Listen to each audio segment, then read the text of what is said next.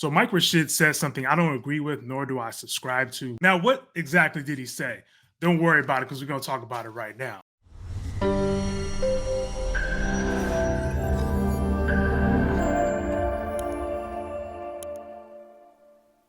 Before we go any further in the video, I would most definitely give this disclaimer. Mike Rashid, he's actually, seems to be a great person overall. I've heard him speak in person, and he has a whole plethora of products that he has that promotes wellness and health. He promotes veganism and all that great stuff. But what he said about men and depression is something I don't subscribe to, nor do I agree with. So we're going to run this clip, and I want to actually get you guys' feedback as well. What do you guys think about what he said about men and depression? So let's get into it. Why do you think modern men are so depressed these days?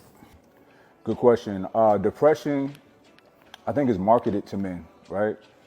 I think when you market something negative to people, that can be a potential out for not ideal behavior or ideal output or productivity, they're going to attach themselves to that negative thing. So I'm going to pause real quick on this. Marketed to men, I would say this much. I don't feel as if it's been marketed to men. I feel as if there's been a lot more promotion of men's mental health, and men are identifying and seeing that they may fit the description of a depressed person. As far as the marketing and pushing, obviously the marketing around mental health has just been super vast. So it's not just depression, you know what I mean? So like now that we have insight of what it is and how we can, cope with it, it looks a lot different now. You know what I mean? So just for him to say market, I feel like it's being pushed as far as like, okay, we're selling this to you. So like now you have to buy it type of thing. You know what I mean? But let's keep rocking. They're going to put people who want to be in boxes for some strange reason. I don't relate to depression, right? Nothing can make me depressed because what's going to make someone depressed? Is it like... So I want to pause real quick. This, and I know there was a lot of comments and stuff like this, but this is his personal preference. He said he doesn't identify with depression, which have every right to do so, right? But I want you guys to kind of peep game on what he's going to be saying following this as well too. Because again, like you have the personal preference to create your ideal world. You know what I mean? We are creators, we can create our own world. Everything is created. So you can create your own world and not allow depression to penetrate it. So, I get what he's saying there. Spouse, is it work, is it lack of money? All right, instead of being depressed, I'm gonna fix those areas, whatever it may be. I don't have time to be depressed. You feel me?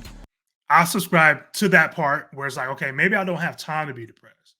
You know what I mean? I don't have time to be depressed. Like that, that can make sense. You know what I mean? That can make sense. But the caveat to that is now you're not allowing yourself to feel what you need to feel, especially as a man, in order for you to overcome what you're experiencing. You know what I mean? So the part that is kind of a dilemma for me is, okay, well, I can channel my depression and turn it to something else.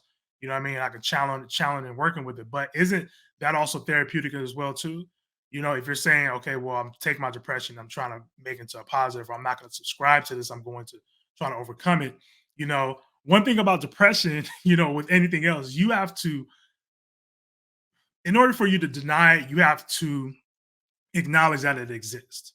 You can't sit here and acknowledge something doesn't exist when you're actually acknowledging that it does exist for you to subscribe and say that it doesn't exist. You can't say, well, I don't believe in this, I don't subscribe to this, when it's like, or I don't think this thing is real, when actually you're saying it is real so you can say it doesn't exist for you.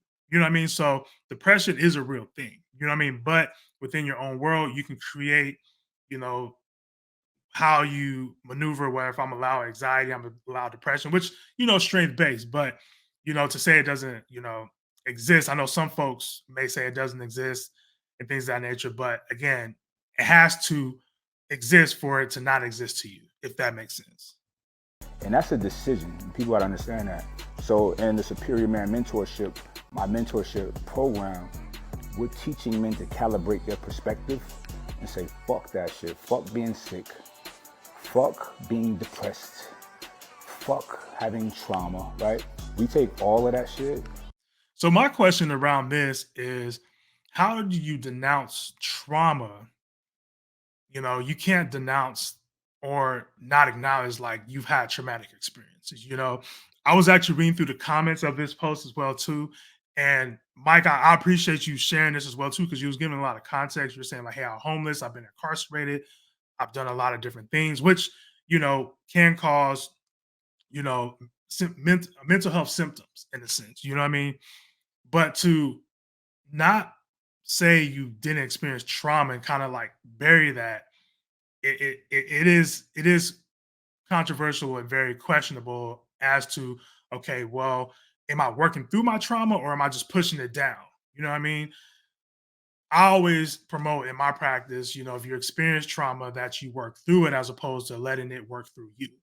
You know what I mean? So like you have to again acknowledge that you have trauma. You can't just say F trauma and expect everything just to, fairy dust for everything to be okay. But I feel like what he's saying in the way is like, it can work, but the lack of context where he's like, oh, F that, we just gonna keep it pushing, you know what I mean? That's kind of the problem with men today is like we feel as if we can just push things to the side instead of processing and really understand what's going on and how trauma actually pulls us into a phase of having post-traumatic stress disorder, how it impacts our relationships, how it impacts our friendship, all those different things, just saying F it and just allowing it to be on the wayside, it's not allowing you an opportunity to heal from your trauma. It's just saying that you're not acknowledging it. You know what I mean? So let's keep rocking with the video and see what else he has to say about it. And we use it to our benefit. The more stress, the more formidable the opposition is that you face, the greater it is, the greater you have the opportunity to become. You feel me? When you're standing up against great opposition, you have the opportunity to be great, or it's going to beat your ass and crush you. Let's talk about strength based. I can subscribe to that part where you may have a lot of obstacles, and this is more so again the standpoint it's coming from is if you can overcome these obstacles. It's not necessarily saying like just because you have big problems, like your life is going to be great just because you have these big problems. It also is, like you said, a big opportunity for you to overcome things, but also too, it's there's some part where we have to acknowledge, well, just because I have big problems and I can overcome these things, I may have a bigger testimony to, not allowing things to, determine who I am. You know what I mean? It doesn't allow me to, just because I went through something doesn't define this as me being that thing or that person. You know what I mean?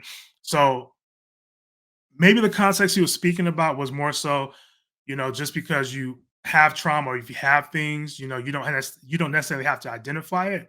You don't have to, excuse me, not identify it, but you identifying your personality to that trauma. You know what I mean? Because sometimes there is those moments where we're not, very strong minded or have a lot of strength or resilience, emotional resilience more specifically.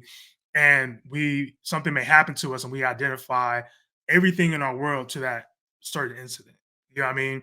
So it's like, oh, well, this happened to me in the past, so this is why I'm that way, and actually living out your life with that thought can be detrimental to what is your maximal potential. Like, how can you maximize your potential and not allow these events to run your life?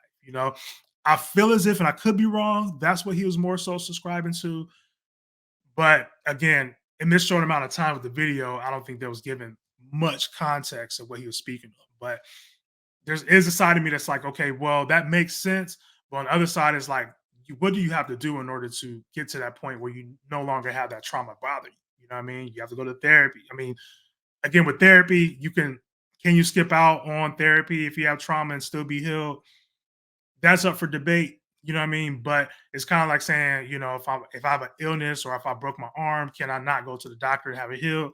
Yeah, you probably can, but what are you losing out on if like you broke your arm and you don't go to the doctor? You know what I mean? Your arm may heal itself if you wrap it and not, do anything to it because your body can heal itself. But, you know, is that process going to take longer? You know what I mean? Is that process now like you might be open to infections and things of that nature. You know what I mean? So can you be healed without that? Probably so, because that's why it's up for debate. But why would you not go to the doctor if you broke your arm? You know what I mean? Why would you not see a therapist if you're experiencing trauma and it's impacting you and you're having symptoms of PTSD? You know what I mean? So So, if you want to be in that category of men that conquer their demons. okay, so I guess that's the end of the video. First of all, again, Mike, I appreciate, I've been following you and I've been checking you out. And I love your content when it comes to, promoting health and like, men's health more specifically. This, I do have, I guess, a more controversial thought about how men deal with depression. You know what I mean? I've heard like Andrew Tate say certain things like, depression isn't real. If I allow it to seep in, then it's going to bother me and X, Y, and Z, which, again, there's some truth to that. You know what I mean? But as men, we still have to acknowledge when we're depressed. As men, we still have to acknowledge when we're going through certain things. We can't dismiss, all these things and skip steps because we feel as if, it doesn't exist. You know what I mean? Again, to acknowledge something or to say something doesn't exist, you have to realize that in some form it may exist. You know what I mean? But I do want to give a shout out to Denise. I'm gonna put her information up here somewhere. Depending on how I'm editing, I'm gonna put it right here. Right. Actually, I'm gonna just try to put it right here. Let's try to put it right here. I appreciate you giving me this video and encouraging me to actually break it down a bit. So if you guys aren't following, make sure you guys do follow. She has some amazing content on her YouTube channel as well too. But as always, appreciate y'all tapping in. Terrence the Therapist. Y'all take care. Peace.